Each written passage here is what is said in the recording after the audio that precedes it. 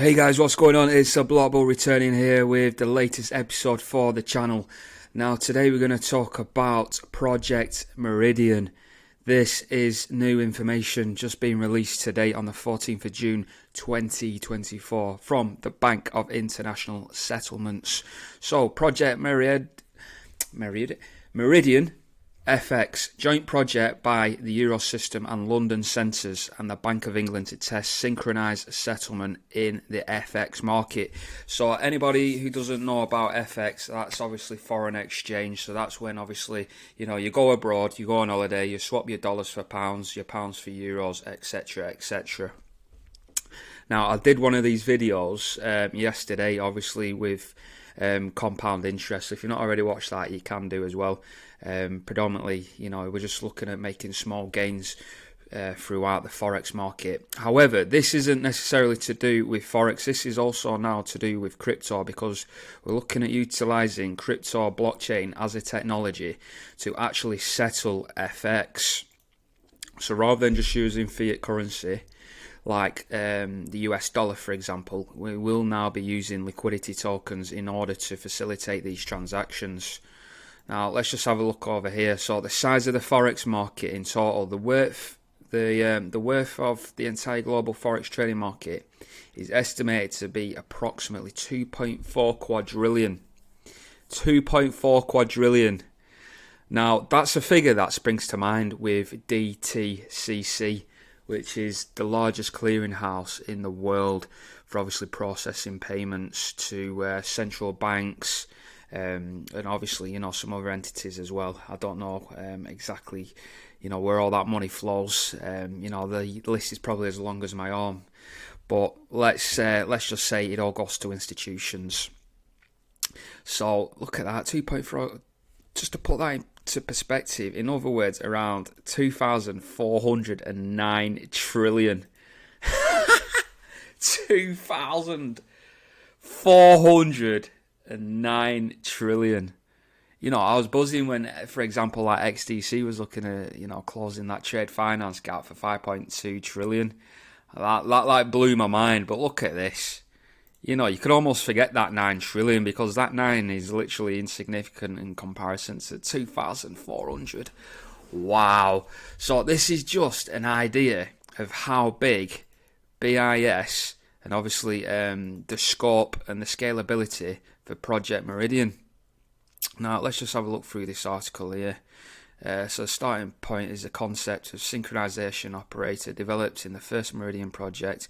Meridian FX will test usability of the SOR. So that's obviously an acronym for different types of assets and technologies. It will also explore additional features that could form part of a SR offering, such as those that could help reduce liquidity needs of participants. So that for me is an operative word, liquidity. As soon as I see liquidity, I start getting excited, because at some point this is where we need utility and the adoption of blockchain technology at somewhere along the lines. We're also talking about efficient settlement as well. So again, that to me implies that we'll need some sort of liquidity token. Let's have a look down here. Also RTGS, that's also an operative word for me, just because real-time gross settlement means, we're settling transactions on chain, if you will. So this is what's happening at the moment. So it looks like they're going after this massive market, 2.4 quadrillion.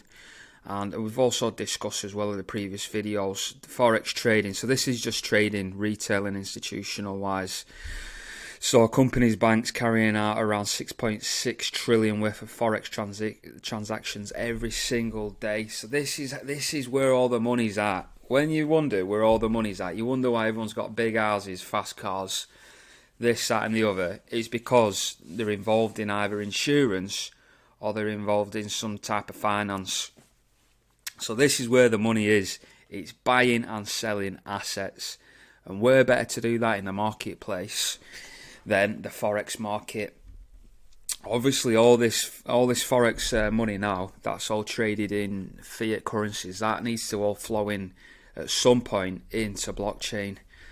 So it's all looking very promising. But this Project Meridian, let's just have a look as well, because we've got like I've not even watched this myself, so I'll tell you what, I'll just watch it with you guys. Let's just turn it up a bit. Payments are essential to the global economy. Oh, Gangnam Style. Alright, here we go again. Payments are essential to the global economy, and innovation is making it faster and easier to pay for things in our everyday lives. Project Meridian from the BIS Innovation Hub London Centre and the Bank of England is looking at how financial technology can improve transactions through a wide range of assets. The project experiments using the complex process of buying a house. It builds a prototype new entity, a synchronization operator, at the center of the transaction. They electronically coordinate the simultaneous transfer of money and house ownership. The synchronization operator asks for funds to be reserved in the buyer's bank account so they can only be used to purchase the property. At an agreed time, the operator starts the payment process. It asks the central bank to move funds from the buyer's bank to the seller's bank. Simultaneously, documents are electronically signed, passing ownership of the house to the buyer. The documents, completed in advance by legal representatives, would contain the information needed to update ownership details on the land registry. The operator automates this whole process and provides complete transparency.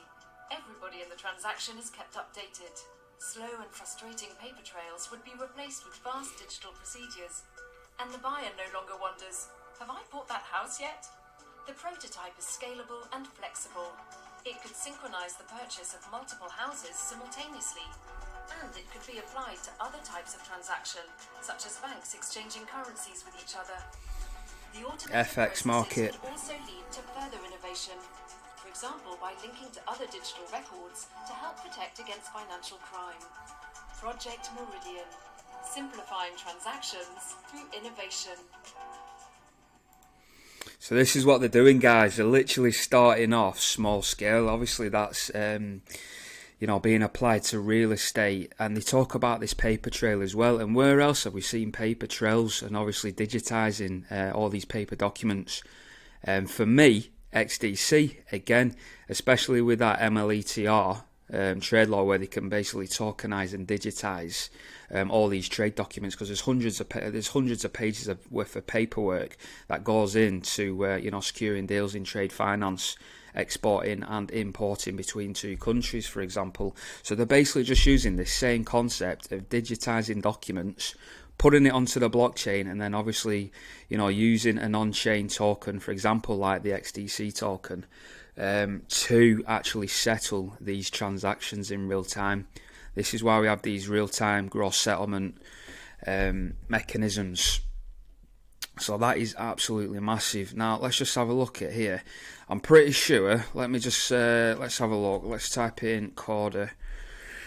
I'm pretty sure Corda come up. Oh, here we go. Like, where are we now? The solution, there you go. Is that chapter 20 end notes?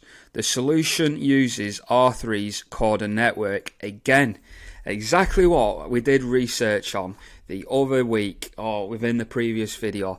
We talked about the Enbridge, the BIS using that initiative. They was using the Corda network.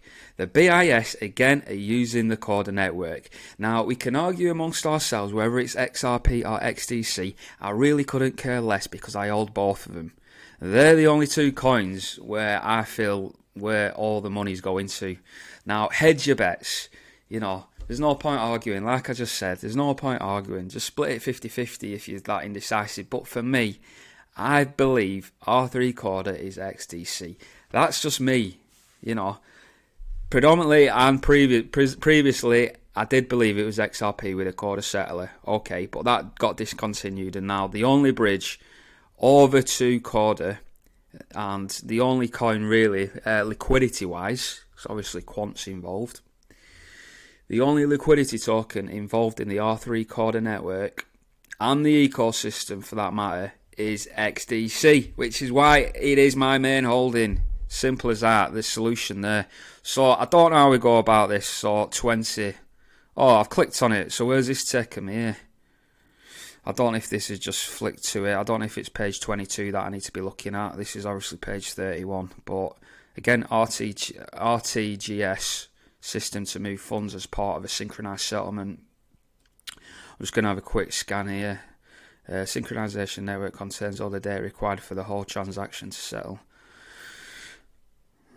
This is quite an interesting read, this. I won't mind reading this, obviously, off once I've finished recording. I'm going to have a flick through this myself. I may leave a link to this PDF as well once I have recorded this video, so you guys can have a browse as well. But let's just fly up to page 22 where it says the use of Corda. What's that? 24, 23.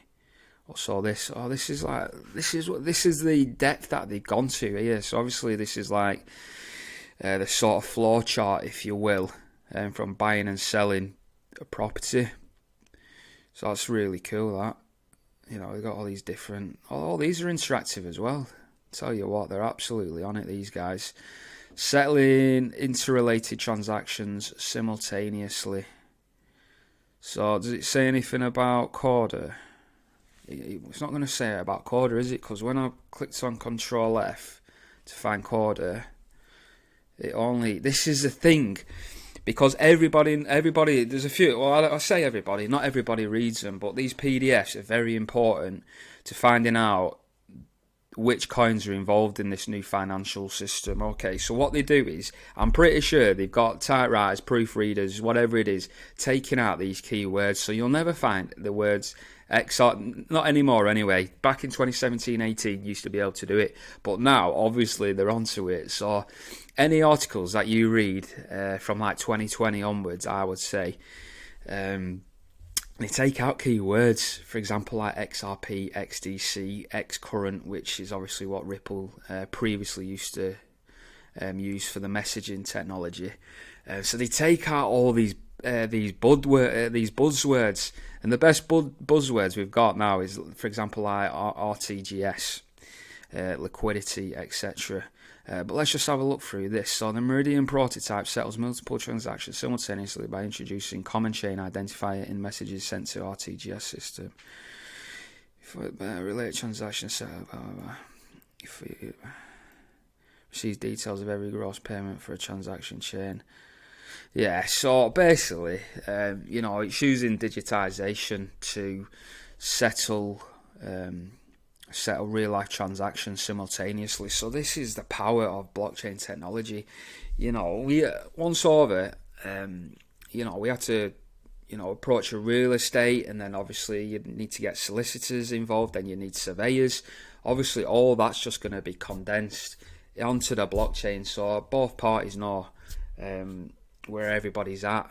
There's no need to be part of a chain. If you're selling a house, you've got to wait for the next, whichever property you're moving into, you've got to wait for that homeowner then to move out of their property. And then obviously if they've got a chain of like 6, 7, 8 other properties, it can be a long process. But for me, digitizing all this sort of transition, especially with real estate, with this use case, and that can obviously all be sped up. But for me, ultimately, it's all about the FX market. You watched that video with me a couple of minutes ago, and it looks as if they're literally just trialing real estate, because obviously it's a tangible asset. Eventually, once you've gained confidence, they know it works.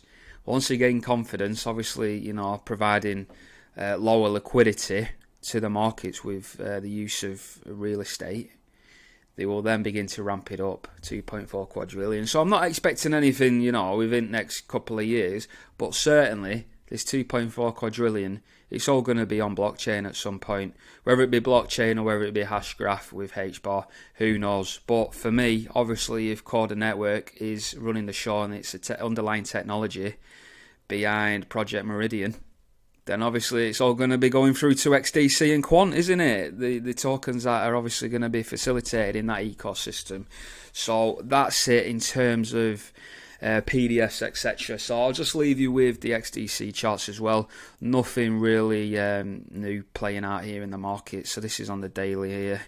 Again, you can manipulate this wedge. You could catch those daily closes there, enjoy it all out here.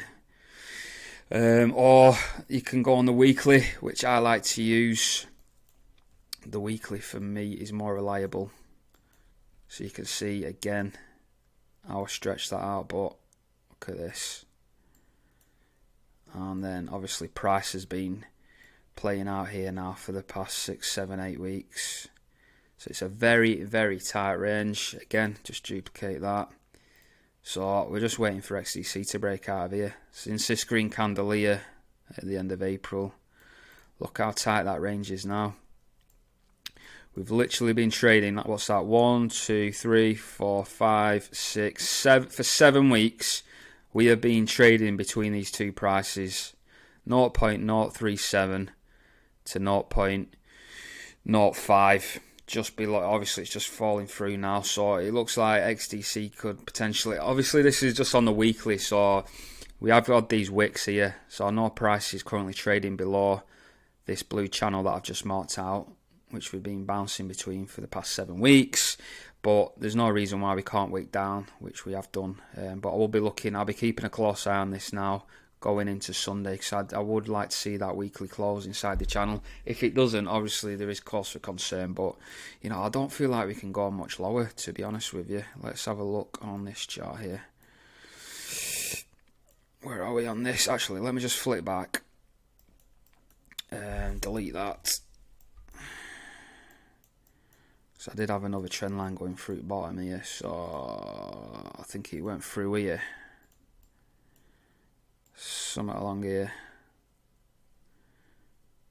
Something along them lines, yeah. So obviously you get this bottom here, bounce, breakthrough, so you've actually broken the trend line. Then obviously you get that rejection here, which this red candle signifies. Breakout again, retest, fall, green, red. So obviously bounce, rejection, break, rejection, and you get the bounce. So that would to me be about, I would say that's around the bottom now. So in my opinion, we are pretty much nearly there. Where's this taking us to? Yeah, again, in another video I was covering around the 8th of July before you see this convergence with these two trend lines. Around when Donald Trump gets sentenced around the 11th of July. So I do expect some sort of price action within the next 4 weeks. So that's where I stand anyway, guys. Anyway, it's been a long video. I hope you enjoyed it. If you're still with me, then thank you very much for persevering. But if you enjoyed the content, make sure you smash that like button, subscribe if you're not already, if you're new around here. I've been the Block Ball. Enjoy your weekend, guys. Over and out.